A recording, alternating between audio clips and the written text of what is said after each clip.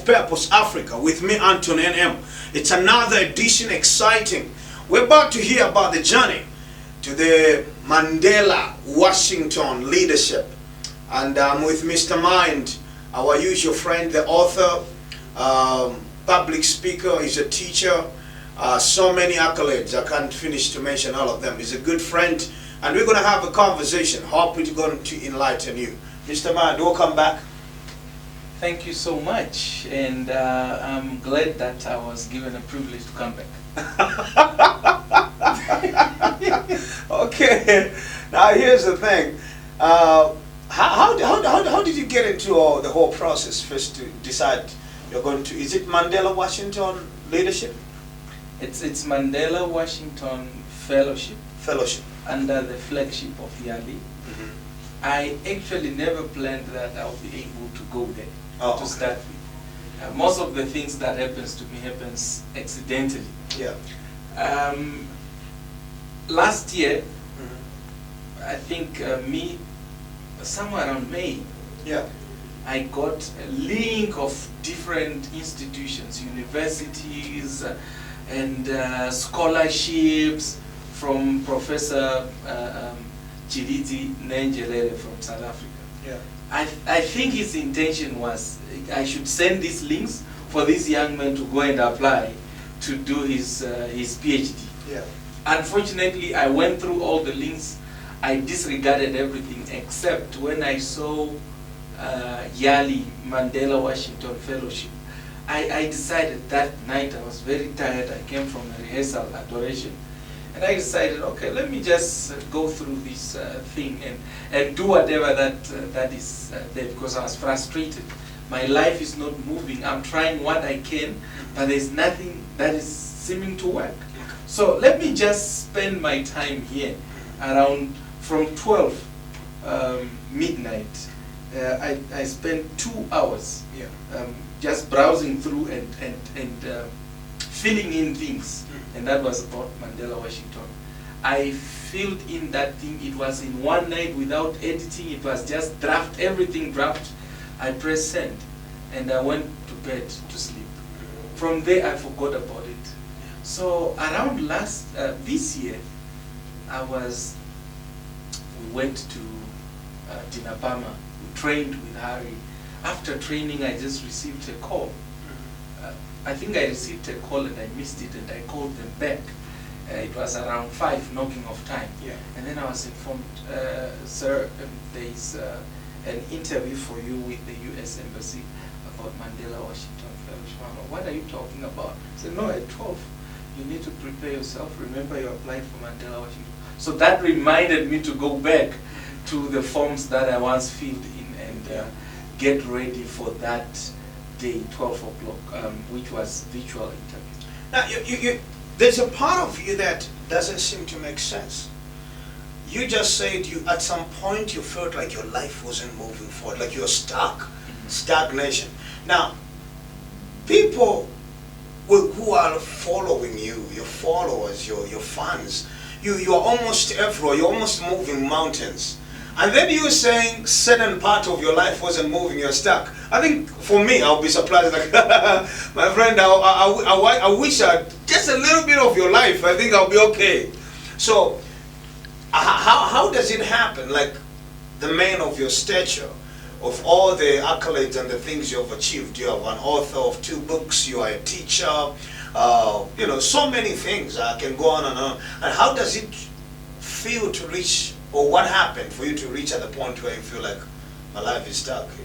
So as a human being, I think we need to acknowledge the fact that we have got needs which a book on its own will not be able to pay. Neither my speaking will be able to pay, or my singing will be able to pay, but it requires something much more than that. So we put in a lot of effort to be able to produce these books, and then you get to a point where you have produced so many books and it's not appreciated as you would have expected it to be. Now you think of the time you have spent, the resources that you have spent, like money, to be able to coordinate all these activities, and things that are not being even looked at or appreciated by individuals. Making it worse, our countries where you know, they would rather talk highly about the youth in other countries than having to appreciate the youth who are getting to make the little contributions in whatever effort they are doing it. So that discourages a person to be able to move forward, because how will I be able to wake up and be able to encourage another person if what I'm giving I do not have? So those are the things that you will begin to ask. You'd even get to a point of asking yourself, am I really doing the right thing, or am I just wasting my time? At the end of the day, if I happen to die, what will happen to my kids? So will they eat books? Will they be able to inherit speeches? Or they should be able to make a living out of things that are built. The Bible says a wise man is able to build the wealth that goes in the fourth generations. Now I am here, I do not even have the means to look after myself. And that means I have no ability to look after the first generation. So what will I be thereafter? What legacy am I leaving? So I'll be leaving a legacy where I'm celebrated in public, but then I'm being cursed at home. So that is the fear and the ghost that haunt down people who look successful and they are not supported by the people who say by their mouth that they support, and it does not translate in tangible things. Now, you have said it better. Let's break it down to Africa. You have said some of the challenges, I think, even goes beyond an ordinary person who is watching this down in the street says, you know what, I hear you, my situation is even worse. Now, you are into leadership. You are into leadership. So you went forth into Mandela Washington Fellowship to do this leadership course. What do you think is the main problem of Africans? Why are we not moving forward? Nkrumah said it better. He said Africa is rich. It's not poor, but people who live in it are poor. I just feel we have got two sides. I would not want to speak into a blemish way for leadership only, but also the mindset of the individuals or the citizens as well in relation to the leadership. First of all, leadership is one of our struggles. It's our biggest problem, because leadership is only leadership until you get to a point where you think of others you are about to serve higher than your selfish ego. Because for you to be able to be in the position, others must be able to trust you and say, we want you to coordinate, not necessarily to manage us, but we want you to coordinate the resources that we have, the talents, the material, physical material resources that we have. And when you put us together, we should ensure that there's sustainability in our thought processes, that there will be new ideas that will be coming to improve what we have in place.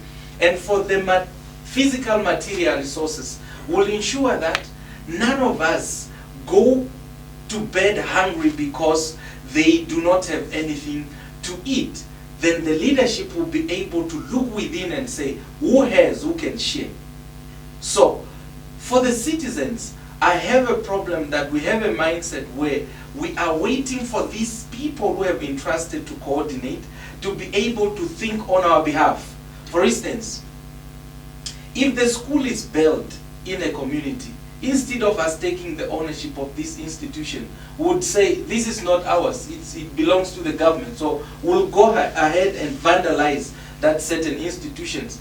At the end of the day, we keep on building foundational things year in, year out, generation after generation, and we do not move from one point to the other until we get to the point where we take ownership of what we have and we protect it, and we ensure that we think of the generation unexisted at the moment. Then we can be able to talk about nation building. Because if we can vandalize that which belongs to the government as we claim, if we had the opportunity to look after millions, what are we going to do? We will still do the same thing. Here's my perspective, Mr. Mind. There is still there is still a gap, in my understanding. There is still a gap, and you're going to help me, how do we fix it, between politicians, leadership, and ethical moral responsibility. So I'll repeat that. I think there are gaps between politicians or political leadership and ethical moral responsibility. I think from what you have said about vandalizing, it relates to two things. So how does a politician then tap into leadership? Because we see you can be politically mindset driven and not being a leader. So how do you cross the two? I think our misunderstanding of the term itself, politics, is what have led to the demise that we are struggling with in Africa. Politics in itself means having to lead public opinions and thoughts. So that means you must be able to listen to the people on the ground and find out what solutions you need to give. Now the politics we claim to be practicing here is the politics of office and belly. So that cancels the leadership element within the term politics itself, because you are no longer coordinating the issues that the society is having. You are coordinating the issues which the office is having, which is the fight amongst yourself, comrades, and the opposition parties. Now, if we were to come back to leadership, leadership is the ability of you being able to think of others' needs and use your talents and gifts, network and resources to solve the problem. Now, if politics in its true nature meant coordinating public affairs, so that means you should be able to have some ethical compass to be able to guide you so that people continuously trust you. But where we are coming from is that we are coming from kingdoms. Yeah. Africa never had villages or regions. It had nations. So the things we are calling regions now, these were once nations, and there were kingdoms. Yes. Now these kingdoms, we never had a proper transition from kingdomhood to democracy. Yes. In order for us to practice one as it was designed. Yes. Two, for us to be able to have entered into politics, Yeah. remember we had to go in the bush and fight guerrilla fights. And we never had a school that made a transition from militaristic into the theoretical leadership and philosophical leadership of democracy. Yeah. Now we entered with the gun mindset into the democracy. What do you think we'll be able to do? According to military rules, a commander is supreme. Whatever he says, you must obey and complain later when he's absent. Yeah. When I enter into the office of democracy with the mindset of an army, what I will do is I will be able to look like I'm a democratic person, but my frame of mind will be operating like a commander. Hence, you have seen dictatorship. Hence, you have seen a militaristic act of the people that we have claimed to have elected democratically. Every time there's election, maybe Namibia is a bit spared of that, but there's bloodshed in African elections. But if you look at people who understand the system that we have inherited, for instance, now the latest or recent stories that have emerged, Brexit in UK. So when the Prime Minister realized what they are doing wrong, and they know that it's people who have put them there, the ministers, including the Prime Ministers, have to resign. But if you are an army, you will never resign. You fight the battle to the end until you are dead. Now, you talked about Namibia being exempted, which I don't think so. The statistics just recently came out, I think, from one of the organizations, that was last week, that about 57 Namibians are in hunger. That is about equivalent to 1.5, 1.3 million people. Now, when I was in school studying, There was this word we used to use, or you learned, it's called social stratification. Social stratification is the gap between the rich and the poor. Right now, as we speak, with the pandemic and the COVID, it has even worsened the social stratification. When you are looking at that 57% of Namibian being hungry, one meal a day, others going to bed without a meal. And you have this gap. I just forgot about, there was another statistic that came out about the millionaires in Namibia that are controlling about a certain percentage of millions of dollars. And then you look at the number of people who are going to bed without food. Don't you think that is still a battle between politics and leadership? It's a battle between politics and leadership, but it's more on the mindset. Okay. When the contract laborers were working on the railway, and when they were working on the contract to construct roads and buildings, I believe, any poor person who works for a rich person, they always in their dream that they are now in the mansion which the rich person is living, and they are able to access all the wealth which they were deprived in. And into that dream you get too excited that your wish will be, if I ever one day get to that level, I'll be able to use it to prove to the people that I was never meant to be a useless person. I must use the material somehow to build my confidence. I think that is where we have had the danger. Those who have come before us, they were fighting the battle to liberate us, but in their heart they were saying, if we one day get to that opportunity to access, we will be able to show the world that we are also human beings who own things. Hence, you might have observed that the sign of being well and wealth, this part of the world, you must drive an expensive car, you must live in a suburb that you were once deprived to live into, you must be able to wear a certain type of watch, you must be able to wear certain clothes. This is the definition of you having made it in life. And guess what? We have taught us these things. It is things that they were deprived while they were at the railway construction, and their masters had these things, and now they are taking revenge on their own people. Yes.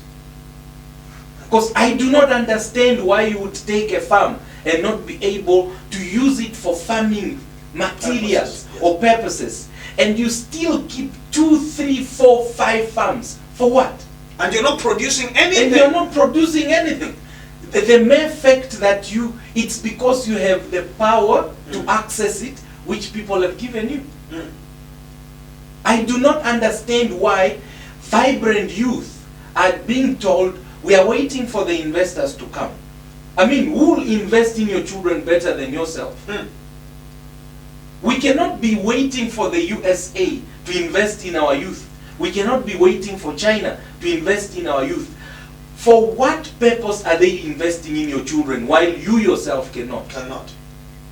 Why are they doing it? I think there's an interlink that sometimes we begin to lie to individuals even when they know that these individuals know that we are lying. Okay. Now, before we just throw a stone on our comrades and the older generation, your generation has come up as scholars. You guys have master's degree. You have gone. The same people have given some of you opportunities to go abroad and study and everything. What? The group of you that are writing books, that are speaking, what are you bringing to the table that these government, these youth, these leaders should listen? Says, okay, let's take that idea and bring it in. Well, what are you bringing to the table? Your generation. We are into manufacturing knowledge and ideas, thoughts and ideas. We are staring into that because we believe that if people have got right intents, and they have got good ideas, they can be able to implement them much better than a person accessing resources without better thoughts and ideas. Okay, it's again the way they have structured the education system. Okay. I read, we have very good policies in Africa. For instance, we have had Vision 2030. I still get angry whenever I read that document because every single thing it have stated makes a lot of sense to date, but we have put it under the carpet and we have pushed other ideas On top of it. on top of it. For instance, Vision 2030, the vision was by 2030, Namibia need to be industrialized. Now, when you industrialize a country, it's not the lawyers, the doctors, it's not necessarily the people who work in the office as accountants who industrialize the country, but the people who are having blue-collar experience. Yeah. When we are talking about climate change, my argument is that we only talk about it in agriculture. But this house in which we are sitting, if we do not comply to the rule of nature that is changing, when it's getting very cold that it's snowing like it was happening here in the past months, what will happen to the people who be living in the shake houses? Freeze to death. So we need to then try to see how we can adjust the electrician, the bricklayers, the people who are doing plumbing, people who are doing roofing, so that whatever building construction, it need to comply to the adjustment and changes that have happened. Okay. But we don't do this because we have over-exaggerated theoretical knowledge, where you need to have a PhD in order for you to be seen as a wise, as a smart person. But, I mean, a person who have designed an aeroplane, people who built it first, never had master's degree, never had PhDs, they only had their talents, gifts, and the skills which they were given in the vocational training through the bicycle workshop that they had at home. These are Wright brothers. So now, who lied to us that it's universities that can bring us to the industrial point of view as a country? Hence, we are having a lot of researchers in the university libraries, and they have not produced anything, because when you disregard what builds a foundation, in order for you to get to the roof, unfortunately you will never have a building. And this is why we are having people who are educated as we wanted them to be, but there are no industries that can absorb them. We need to have people who are agriculturalists, who are not in the office but in the field working. We need electricians who are not in the offices but in the field, to ensure that how can we use Namib Desert and Kalahari Desert to harvest the sunlight, and in order for us to amplify the hydroelectricity power that we have. We need to have people who are doing engineering courses in the north at Jose Eduardo dos Santos campus to be able to study the flood behavior in the north, and in order for them to harvest that water and use it to build dams underground that will be able to supply water in the areas that are not having water. We don't have to think of this. We don't have to sit in conferences. We don't need to argue in papers. We just need to release funds and empower people who are interested to do that. Exposed in terms of what other countries are doing. What now, with the knowledge that you have brought for us from the other side, what do you suggest that will be the way forward? I think we need to go back to the basic. Yes. And I'm not reasoning this based on the US. I'm reasoning it based on the experience I've had here. We need to go, whenever you enter into the strategic formulation and the strategic implementation room, Yes. they always, whenever things go bad and wrong, they refer you to go back to the drawing board. Yes. I think this is where we need to go back. Mhm. We've just seen of recently that the unemployment in the youth, the president is saying that it's based on the poor curriculum that is that has been given to the people. But who have decided on this poor curriculum that have produced incapable individuals to be employed? It is us. Yes. So if we have realized that it's wrong, why do we keep on jumping from one curriculum to the other? Yes. Can't we find the curriculum that works for our own good? And one thing that I've noticed is that we get distracted very easily. We are driven by people's point of view. For instance, how did we abandon the NDPs that we used to follow? Yes. And the Vision 2030 that guided us vividly to say, from this point we need to do this and this and this. When we heard that there is fourth industrial revolution, Yes. we abandoned the building of industry. Now we are here talking about fourth industrial revolution. How can we become best in fourth industrial revolution if we cannot even produce one small Nokia phone? Yeah. Now how are we going to become a smart country? Based on who? But based on what? So the other countries that are now looking at the fourth industrial revolution, they have built foundations. Yeah. You go in the United States, they are having a lot of Microsoft companies, they are having mobile telephonies production, and they are having computer productions. What do we have to be excited about fourth industrial revolution? And almost everyone is moving into, let's do the coding, let's do these things, and we don't have any production unit that can offer us security of things that we are excited about. I think we need to still build speed humps and say, what do we have that can be able to offer the infrastructure that can allow us to be able, or we are going to continue to be the consumer? We are at the closing. I wish you could continue. This is quite exciting conversation. Now, there is a leader there listening. He's in the office, she's in the office. There is an unemployed youth listening. What are just three things we can begin to do as youth and those who are in the office in the close? As the youth, I do not want us to have the thought of micro success. So let's begin the processes. We have gained the skills. If you cannot do it alone, look for another. Let's build networks of collective skills that can build things that works for us.